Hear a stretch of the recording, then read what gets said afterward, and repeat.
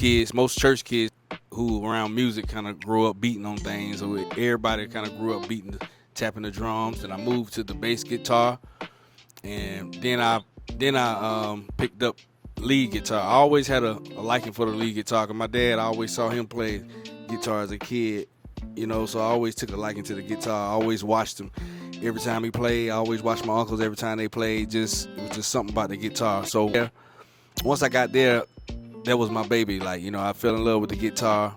But another one of my uncles too, he's deceased, Uncle Jesse Miller. He's the one that really trained me to play the instrument, trained all of us. But, he definitely poured a lot into me on guitar and just music, period. So it didn't come to songwriting later on, the songwriting and arranging and all that. But like I said, we pretty much,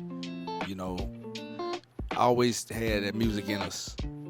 Well, I played guitar until they learned how to play. I played in a different style.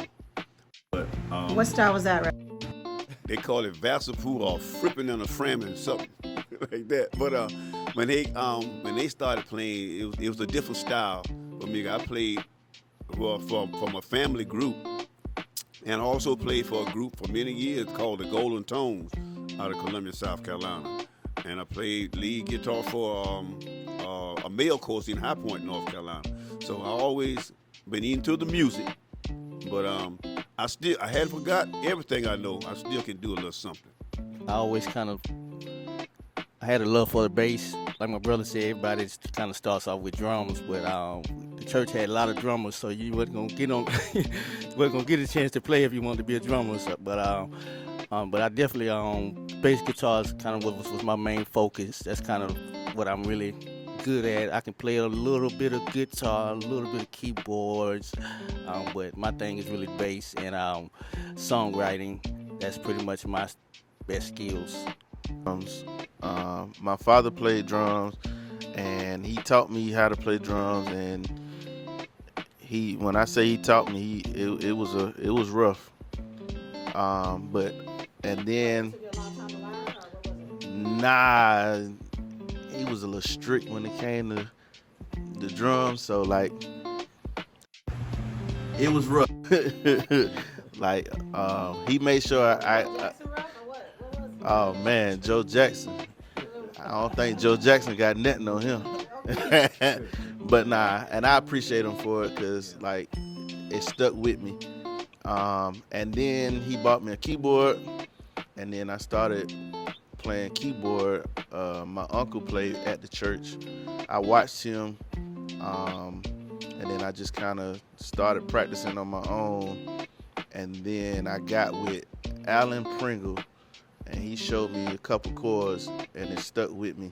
So those are my instruments. I do some studio work, recording engineer, mixing and mastering, and that's about it.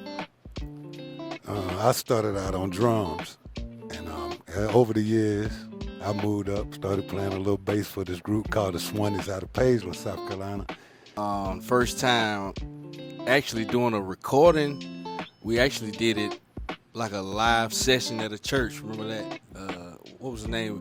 Yeah, God bless the dead, Mr. Ron Jacobs had a radio broadcast that, pretty much like you hear some of the old singers say how they used to go to the radio station and record. That was really one of our first recordings we did at a church. He saw something in us as kids. We recorded there. And then about a year later, so we got hooked up with some more people and actually went into a real studio. We were maybe about 6, 7. Great experience that I could remember as a kid. I always wanted to go in the studio, and here we are as kids going into a studio to record it was Midas Studios, Kershaw County. Pastor Wilson and God bless the dead, her husband, Mr. Duke. Yes, right, Mr. Duke Wilson. They poured a lot into us at our very beginnings. We're grateful for them. They took us into the studio. Actually, was our pretty much first producers. That first record was "It's Time to Be Real." "Time to Be Real" when we recorded that record, me and Colton wasn't even playing at that point. We were just standing up singing. Uncles was playing, you know.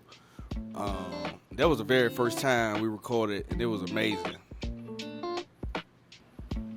My first time recording at the studio, Sherrod was like, I really didn't know when they put me in a room by myself. I thought all of us would have been in the same room and had one mic that we could sing out together. But yeah, Motown way. Like I think the Dixie Hummingbird used to sing out of that one mic, and I after a while we got it together, and we've just been recording ever since. We thank God for that. It was back in the day when they had the tape wheels. They don't have that no more. Back on the tape when you had to re-put more tape on there and it'll run out. But it was a great experience being in the studio as a young man, just having that experience to go in there and, like my dad said, see how they really put albums together and how one person can be here, next person there. It was a very great experience. And yeah, grateful for that. My first studio experience was an experience down in Bradley House Studios, Mr. Fred Shaw. We went there. Mr. Bill Pickney took us there. He was our producer for that record, him and Mr. Benny Hill. Those guys taught me a lot that time. I got kicked off. I didn't play on the record. My cousin Todd had to finish it. But, it was an experience, and you learn from everything, and they really put a lot into their time and what they put into the project. So, like, I understood it. At the time, it was rough. It hurt, but you understand it later on as it go. First recording was in 1992 with this guy called Joe Wilson and the Sons of Thunder, a familiar group from the area. It was a good experience. He taught me a lot. He had a song called Stand By Me, Destination, Coming Up Again, What Color is Jesus? Thank you, Justin. And yeah, yeah. And we had a lot of good hits. So the group Mitch was with in '92. That was pretty much the group who pretty much brought us to do our first recording session. So that's pretty much how we ran into this gentleman back here years ago.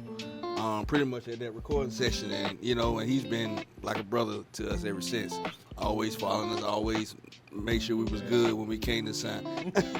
When we came to town, you know what I'm saying? So everybody thinks he's a Mickens, which he's a Mickens. Everybody, he looks like y'all, he did this, but he's been with us a long time. So yep, that's definitely that's how Mitch Larry, got introduced, and we got introduced to him as well.